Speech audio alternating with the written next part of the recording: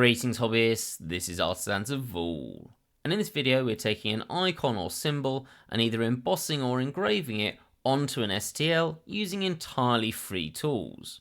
So the first bit of free software we're going to be using for this is Blender, and your Blender setup should look relatively like this if you've just installed it for the first time, except for yours will be in a sort of grey colour, and I just use this to make it a bit easier for people to see what I'm doing on smaller screens. So you don't need to worry about that colour difference, but if you do care, then you can always change it to these colours with the video that I've got linked in the description.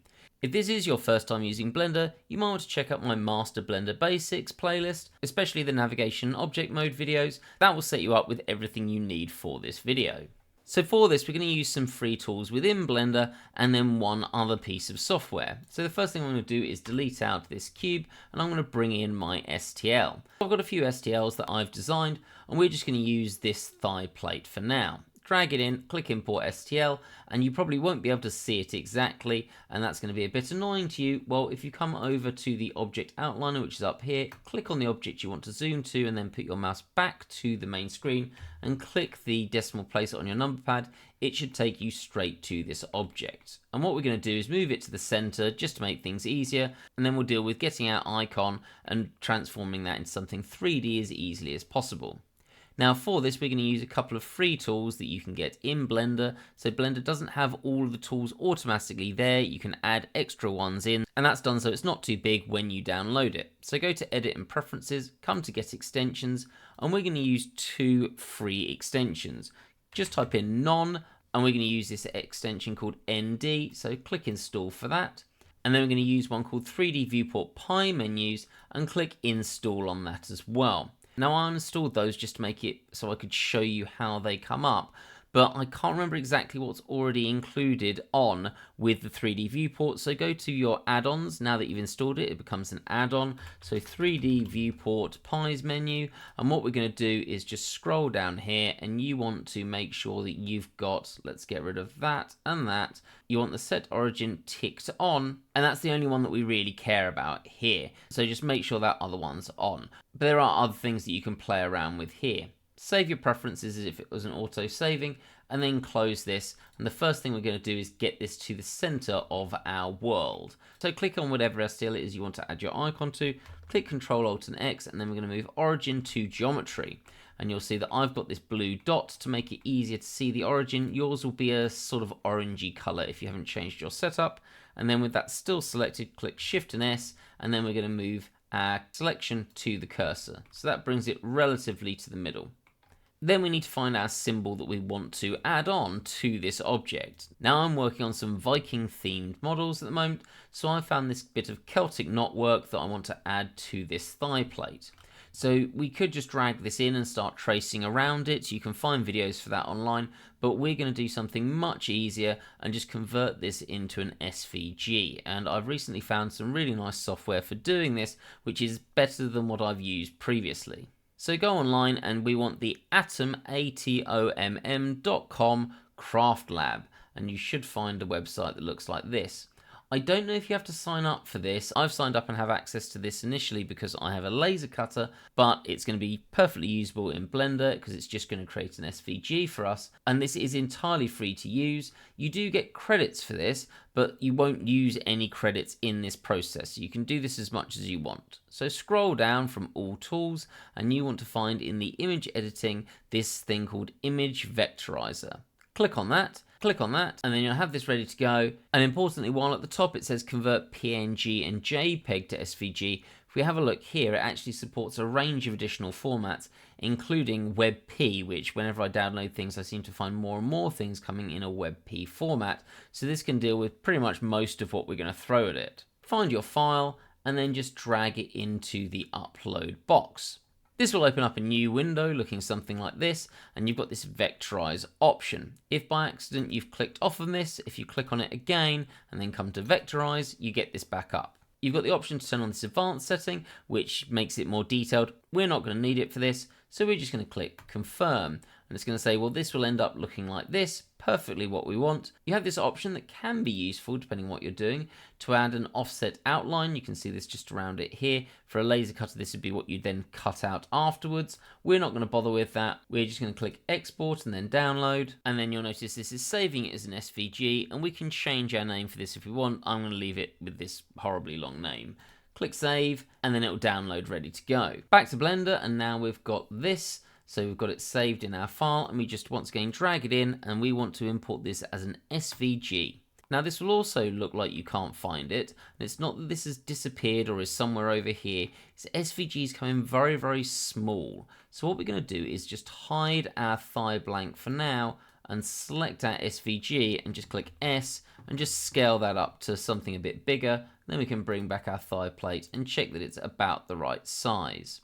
Now at this point, our origin, once again, is back at our cursor center, and we want this in the middle of this. So once again, Control Alt and X, and we'll go origin to geometry, and that'll get it relatively centered. And we're going to rotate this to face our object. So come to side view, R90, and then type in minus, and we've got that the right way up.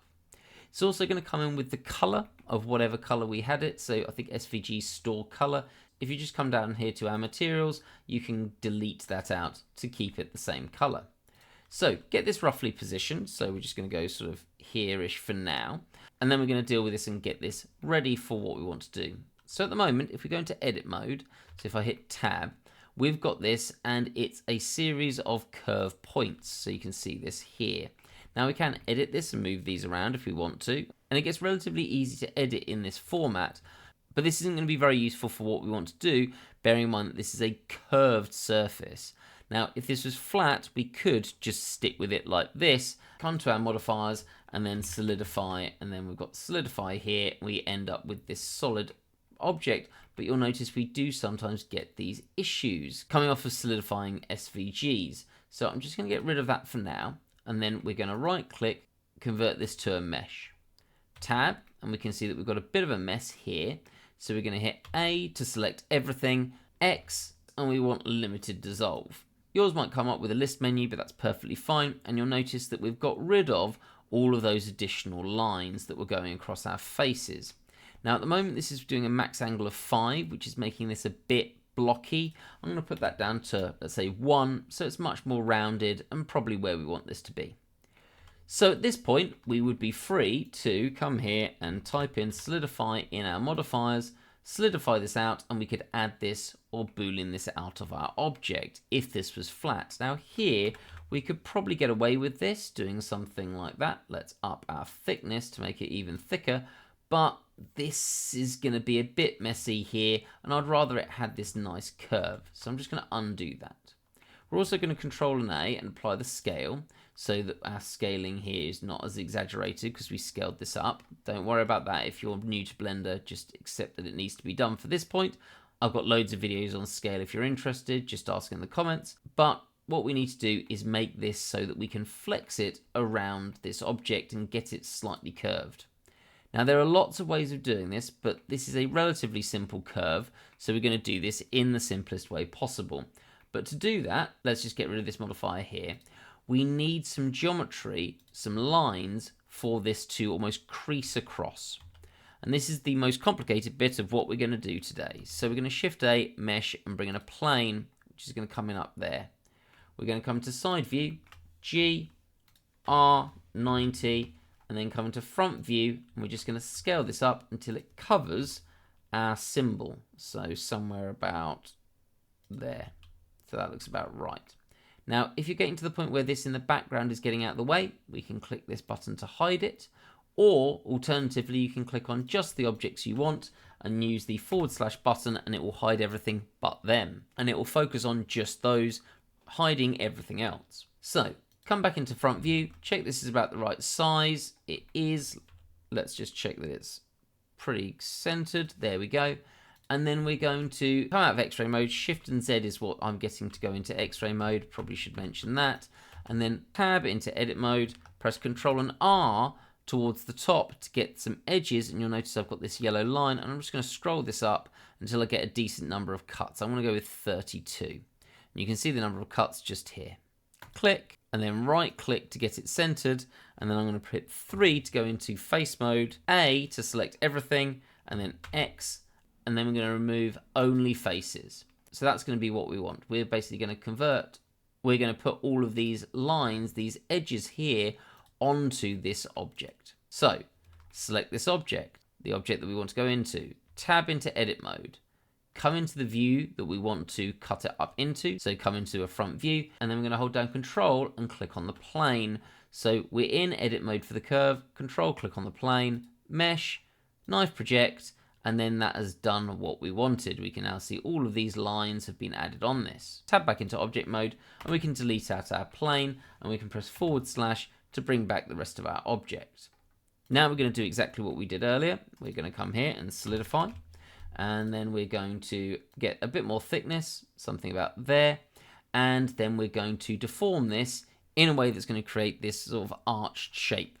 Now you can do this a number of ways. There is something we can do with a shrink wrap modifier, but I'll keep this a bit simpler for now, and this should work regardless of what object you're putting it on, just allowing you to curve it. So we're going to add a new modifier, and we're going to type in simple deform, click on that, and then this at the moment is doing this twisting shape, which looks fairly cool, but is not going to help us. We're going to go to a bend. We want to bend this along the Z-axis, so from here, and you'll notice this isn't looking quite right. If I continue this bend, it's going in a very strange direction, though this could make some interesting shapes. And that is because at the moment, our object, if you remember, we rotated it around. So we're going to press Ctrl and A and apply the rotation. That will then turn this to working perfectly on the Z, and we can change our angle to change our flex. So what I'm going to do is come into the bottom view, flex this round to somewhere similar. I can actually just G and move this around so I can get this pretty much perfect. I'm going to rotate it a little bit there, and then flex that a little bit more, and I would say that's pretty close to spot on. Now, at this point, we need to decide what we want, if we want to have this sticking out, so embossed or engraved. So what I'm going to do is select both of those, Shift and D, and then bring in a next version. So we can do both. So we'll select this one here. Let's just G to make sure there's a little bit of an overlap, and you can see the outline here. So click, Shift click on our object. In fact, actually, that's probably a bit thicker than we want. So let's just come to this modifier and reduce the thickness down. So click, Shift click on the object we wanted to combine to, and then we're going to press F, and this is using ND, that extension we added at the start, and we want a union. We can then click on our object, H to hide it, and we've got this object here with this now added on. File, Export, STL, and you've got that saved as a new STL now with your icon on. Or we could come to this one. I'm going to G to bring that back a bit, so we've got this going into our object more, and then it's the same process. Click, Shift click, F for our fast menu for ND, and for this one we're actually going to do a difference, and then that is going to cut it out. So basically embossing it. So H to hide that, and we've got exactly the same icon twice added to our object, but one engraved and one embossed. And then once again, File, Export, STL. But importantly, because we've got multiple objects in here, you do need to click Selection Only before you save this. Give this an appropriate name and click Export STL. So here are these examples where I've got them 3D printed, and I think you'll agree they've come out really nicely and give a great way of just adding some extra detail to our models. Hopefully you found that useful. I'll be throwing these files up online as soon as I've got a few more done, so they'll be on the Patreon, and that's also the best way to support the channel if you're interested in supporting these videos. Hope to see you in the next one, and have a great day.